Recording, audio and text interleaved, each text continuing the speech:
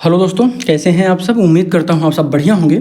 आज हम बात करने वाले हैं कक्षा 10 गणित में ऑब्जेक्टिव प्रश्न की। ओएमआर सीट में जो 20 नंबर के आपके प्रश्न पूछे जाते हैं उन सभी प्रश्नों को हम आज से हल करना शुरुआत कर रहे हैं। इसके पहले भी मैंने एक दो प्रश्न इस टाइप के बताए हैं। अगर आप चैनल पर नए हैं तो सब्सक्राइब करिएगा, अभी तक नहीं शेयर किया है तो शेयर भी जरूर करिएगा और लाइक ज़रूर करिएगा। चलिए शुरुआत करते हैं।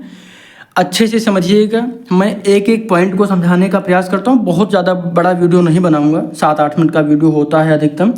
और जो 1 घंटे की वीडियो क्लासेज होंगी वो अभी आपको बाद में देखने के लिए मिलेंगी। चैनल पर नए हैं इसीलिए कह रहा हूँ सब्सक्राइब करिएगा, यहाँ पर आपकी तैयारी बहुत ही बेहतरीन होगी। शुरुआत करते हैं बिना देरी के। भाज्य, भाजक, भागफल एवं शेषफल में संबंध होगा। बिल्कुल ईजी है। यहाँ पर 4 विकल्प आपको दिए गए हैं। भाज्य, अच्छा इसको विकल्प को समझाने से पहले कुछ चीज़ें हम आपको समझाना चाहते हैं। देखिए ये होता क्या है, तो अगर हम किसी संख्या को भाग करते हैं, यहाँ पर मैं भाग करके आपको दिखाता हूँ। जैसे हम भाग करते हैं किससे, 4 से हम भाग करते हैं 15 को। 4 से हम भाग कर देते हैं 15 को, तो भाग कर दीजिए 4, ठीक है। 4 से भाग करेंगे कितनी बार में जाएगा, तो 4 3 12 आ जाएगा। यहाँ पर कितना आएगा, 3। कोई दिक्कत तो नहीं है, बिल्कुल इजी हो जाएगा। तो यहाँ पर ये हमारा क्या होता है, तो ये हमारा होता है भागफल।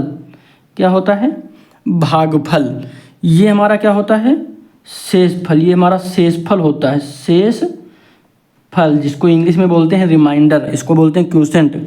ये होता है हमारा भाज्य। क्या, भाज्य। और ये हमारा होता है भाजक। क्या, ये हमारा होता है भाजक यानी डिवाइडर। डिवाइडर, डिवाइडेंड, क्वोशेंट और ये रिमाइंडर इंग्लिश में बोलते हैं सारी चीज़ों को। अब यहाँ पर हम इसका जो संबंध है ये बता देते हैं। तो जो ये है 15 यानी भाज्य जो है बराबर होगा किसके, भाजक के। भाजक गुणे ये वाली जो संख्या है क्या, भागफल। और इसमें क्या जोड़ देंगे हम लास्ट में, शेषफल इसमें ऐड कर देते हैं। शेषफल ऐड कर देते हैं, ठीक है। समझ में आ गया। तो भाज्य हमारा कितना है, तो यह है 15। भाजक हमारा कितना है, 4 गुणे भागफल कितना है, 3 और प्लस क्या कर देते हैं, 3 हमारा शेषफल है। अब इनको कर लीजिए, तो 4 3 12 प्लस 3, तो 12 और 3 कितना होता है, तो 15। तो आपने देखा क्या है, तो 15 बराबर 15 आ गया है। क्या आ गया है, 15 बराबर 15 आ चुका है। समझ में आ रहा है ना जो चीज़ें मैं आपको समझाने का प्रयास कर रहा हूँ। तो यहाँ पर मैं चाहता तो डायरेक्ट भी आंसर आपको बता सकता था। अब देखिए भाज्य बराबर भाजक गुणे भागफल प्लस शेषफल, ये किस में है, तो ये सी ऑप्शन में है। सी ऑप्शन में है भाज्य बराबर भाजक गुणे भागफल प्लस शेषफल, ठीक। कहने का क्या मतलब है, यहाँ पर जो जिसको हम भाग करते हैं ये वाली जो संख्या होती है, अगर हम 4 और इसको जोड़ दें यानी भाजक और भागफल को गुणा कर दें, फिर से यहाँ पर जोड़ना नहीं है, ध्यान रखिएगा, जोड़ना बाद में, शेषफल को जोड़ा जाता है, भाजक और भागफल का गुणा किया जाता है।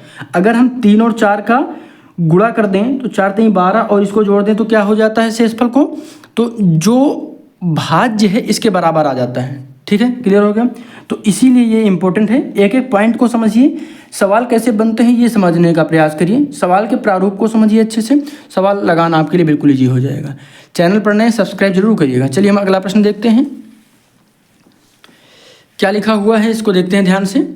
संख्याओं 616 और 32 का HCF क्या होगा। यहाँ पर आपको विकल्प देखने के लिए मिल रहे हैं। देखिए एक चीज़ मैं आपको और अभी थोड़ा ट्रिक समझा देता हूँ। HCF जो होता है दी गई संख्याओं से कभी भी बड़ा नहीं आएगा, ठीक है। HCF जो होता है कभी भी दी गई संख्याओं के बराबर या बड़ा नहीं आता है, याद रखिएगा ये बात, कभी भी नहीं आएगा। तो यह विकल्प और यह विकल्प दोनों खत्म हो चुके हैं और यह भी खत्म हो चुका है। हमारा आंसर क्या आ गया है, तो आंसर आ गया 8। कितना, 8।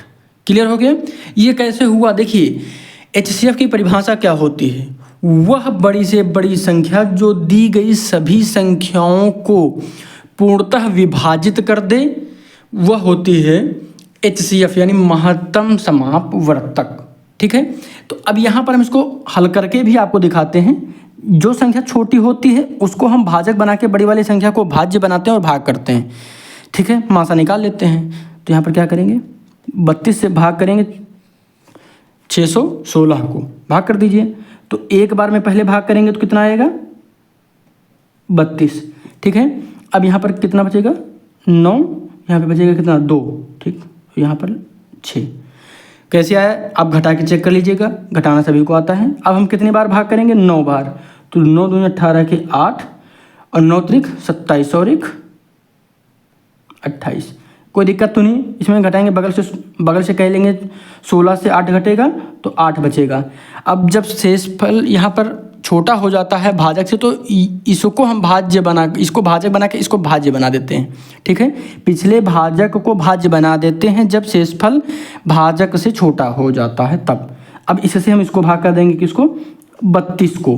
तो भाग कर दीजिए, 8 चौके 32, पूरा कट गया ना। जब शेषफल शून्य आया तो जो अंतिम भाजक होता है, इसको यहाँ पे लिख भी देते हैं, अंतिम भाजक HCF होता है, यानी मासा होता है, बराबर कितना है, 8। तो यही हमारा 8 आंसर हो जाएगा। ठीक है, बिल्कुल इजी सवाल है, कोई भी दिक्कत आपको नहीं होगी। चैनल पर नए हैं सब्सक्राइब करिएगा, शेयर करिएगा और रेगुलर क्लासेस आपको यहाँ पर देखने के लिए मिलेंगी। चलिए हम एक क्वेश्चन और भी देख लेते हैं। यहाँ पे एक क्वेश्चन और देखते हैं, फिर आगे बढ़ते हैं।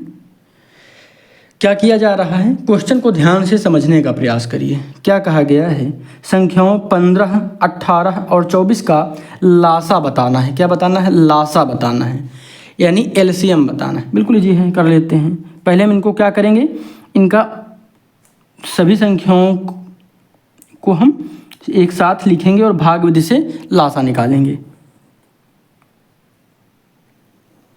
और यहाँ पर भी मैं एक चीज़ आपको सभी को बता दूँ, दी गई जो लासा होती है इसकी परिभाषा क्या होती है, वह छोटी से छोटी संख्या जो दी गई सभी संख्याओं से विभाजित हो जाए। महत्तम समापवर्तक की परिभाषा क्या है, महत्तम समापवर्तक में वह बड़ी से बड़ी संख्या जो दी गई सभी संख्याओं को काट दे, और लासा में दी गई संख्याओं से कट जाए वह बड़ी से बड़ी संख्या जो दी गई सभी संख्याओं वह छोटी से छोटी संख्या जो दी गई सभी संख्याओं से कट जाए। इन सब से कटने वाली सबसे छोटी संख्या चाहिए, ये समझ सकते हैं। ठीक है, नहीं परिभाषा में कन्फ्यूजन बहुत ज़्यादा हो जाता है कई बार। तो सीधा सा तात्पर्य क्या है, इन सब से कटने वाली सबसे छोटी संख्या चाहिए हमको इसमें से। ठीक, कर लेते हैं। पहले देखिए कौन इसमें सम संख्या है, तो इसको हम 2 से काटेंगे, 15, 9 और 7। कोई दिक्कत तो नहीं है।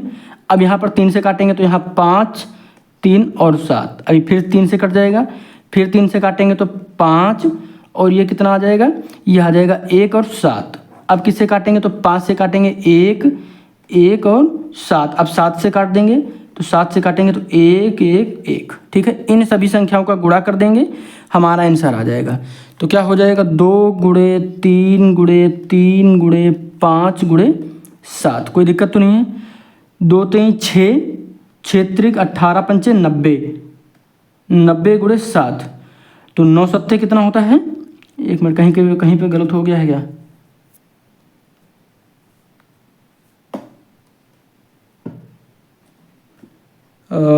हाँ ठीक है, कोई दिक्कत नहीं। इसमें विकल्प नहीं दिए गए हैं, कोई दिक्कत नहीं है। ठीक है, सवाल सही है। इसमें देखिए कन्फ्यूजन नहीं है, कोई बिल्कुल भी कन्फ्यूजन नहीं है।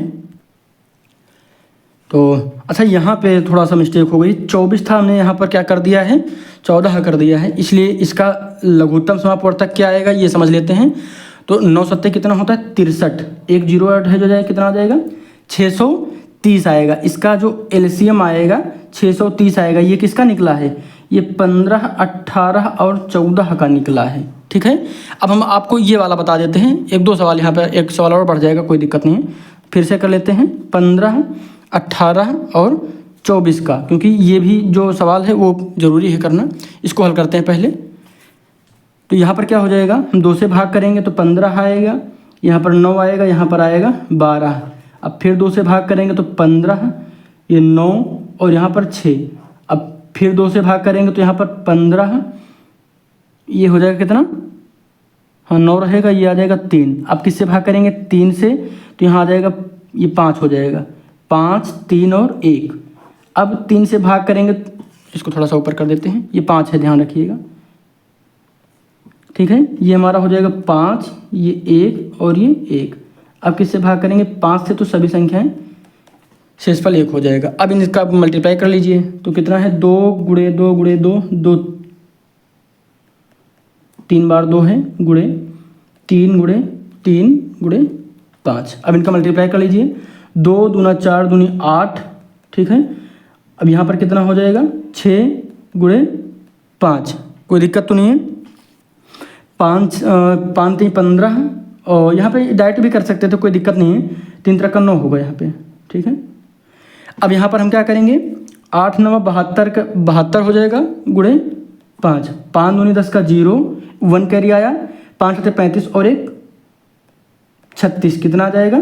360। ये हमारा आंसर हो जाएगा। कौन सा ऑप्शन सही हो जाएगा? तो ऑप्शन डी हमारा सही हो जाएगा। बिल्कुल लीजिए, देखिए जब थोड़ा सा ये मिस्टेक हो गई थी यहाँ पे, हमने यहाँ पर क्या लिख दिया था? 24 की जगह पर 14 कर दिया था, इसलिए इसका जो लॉस आया 630 आया था, विकल्प में नहीं था, तो हमने इसको दोबारा से समझा दिया। तो यहाँ पर आपको 2 सवाल देखने के लिए मिल गए हैं। तो एक बार जब विकल्प में कोई कन्फ्यूजन लगे कि नहीं आ रहा, तो एक बार अपने जो क्वेश्चन आपने हल किया है उसमें ज़रूर देखिएगा कि कहीं आपसे कोई मिस्टेक तो नहीं, कोई गलत नंबर तो नहीं लिख लिया है, क्योंकि इस संख्या के आधार पर ये सही है।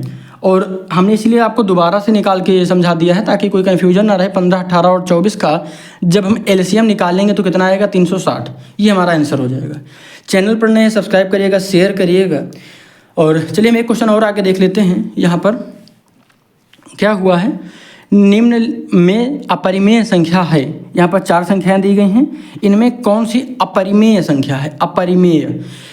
अच्छा, परिमेय संख्या क्या होती है और अपरिमेय संख्या क्या होती है, ये समझ लीजिए पहले। तो परिमेय संख्या वह होती है जिसे हम P/Q के रूप में व्यक्त कर सकें, और अपरिमेय वे हो, इसमें एक चीज़ का ध्यान रखना है, जहाँ पर Q बराबर नॉट इक्वल टू 0 होता है, यानी QR not equal to 0, Q जो होगा वो कभी शून्य नहीं होगा। और अपरिमेय में क्या होता है? अपरिमेय जिसे हम P/Q के रूप में व्यक्त नहीं कर सकते, इसको लिख लीजिएगा, व्यक्त नहीं कर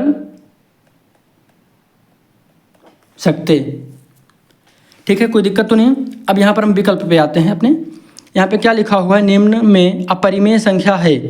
तो अब हम इसको व्यक्त कर सकते हैं कि नहीं? बिल्कुल कर सकते हैं, क्योंकि 25 जो है, अगर हम इसको हल करेंगे तो इसको हम लिख सकते हैं 5 × 5। कोई दिक्कत तो नहीं। अब जब हम इसको रूट से बाहर लाएंगे तो 1 5 बाहर आ जाएगा, और हम क्या कर सकते हैं? इसके नीचे 1 लिख सकते हैं, तो P/Q के रूप में हो गया। तो ये हो गया परिमेय संख्या।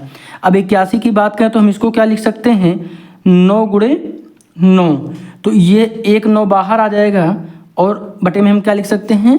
1, तो ये भी परिमेय संख्या हो गई। ये ऑलरेडी लिखी हुई है P/Q के रूप में, तो यह भी परिमेय संख्या है, लेकिन इसे हम परिमेय संख्या के रूप में व्यक्त नहीं कर सकते, इसलिए यह क्या हो जाएगी? अपरिमेय हो जाएगी, अपरिमेय हो जाएगी, ठीक है। कोई दिक्कत तो नहीं है, बिल्कुल आसान है।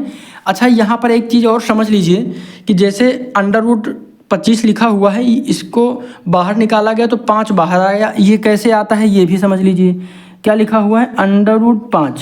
√25 है ना, तो 25 को हम बाहर लाते तो 5 आता है। कैसे आता है? देखिए क्या लिखा हुआ है, हम इसको लिख सकते हैं क्या? √5 गुणे 5, ये लिख सकते हैं ना। हमने आपको बताया था जब कोई भी 2 संख्याएं हैं, जैसे 2 गुणे 2, हम इसको लिख सकते हैं 2 की पावर 2। 3 गुणे 3 है तो हम इसको लिख सकते हैं 3 की पावर 2। 4 गुणे 4 है तो हम इसको क्या लिख सकते हैं? यहाँ पे देखिए 4 गुणे 4 तो लिख सकते हैं 4 की पावर 2, यानी 5 गुणे 5 है तो इसको लिख सकते हैं 5 की पावर 2। यानी ऊपर की संख्या होती है क्या? घात, नीचे होती है आधार। घात हमेशा यह बताती है कि आधार वाली संख्या कितनी बार है। तो बिल्कुल इसी वे में कर सकते हैं हम। 5 गुणे 5 को हम लिख सकते हैं √5 की पावर 2, बिल्कुल आसान है। अब एक ये जो लिखा हुआ है √, इसका मान होता है 1/2, तो हम यहाँ पर क्या लिखेंगे? 5 की पावर 2, और इसमें हम क्या कर देंगे? 1/2। यहाँ आपस में क्या होता है? गुणा होता है, तो इससे ये कट जाएगा। ये कटता कैसे है ये समझ लीजिए। यहाँ पे गुणा होगा 1/2 का, यानी 2 से 1/2 का गुणा होगा, तो यहाँ पर गुणा में आएगा तो इसका सामने सामने का गुणा होता है, यह नियम भी आप सभी को पता है। तो 2/2 होगा, ये कट जाएगा, 1 आ जाएगा। तो यहाँ 5 की पावर 1 यानी बराबर 5, ये हमारा ऐसे आंसर के रूप में बाहर आता है।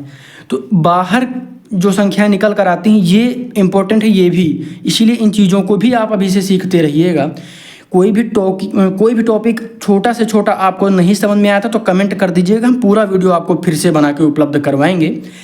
लेकिन अच्छे से पढ़िएगा। MCQ के रूप में MCQ यानी जो बहुविकल्पीय प्रश्न है OMR शीट के लिए आपकी लगातार आपके लिए वीडियो मिलेंगे। चैनल पर नए सब्सक्राइब करिए, शेयर करिए अपने सभी दोस्तों के साथ, और कोई भी दिक्कत होती है तो ज़रूर बताइएगा। धन्यवाद।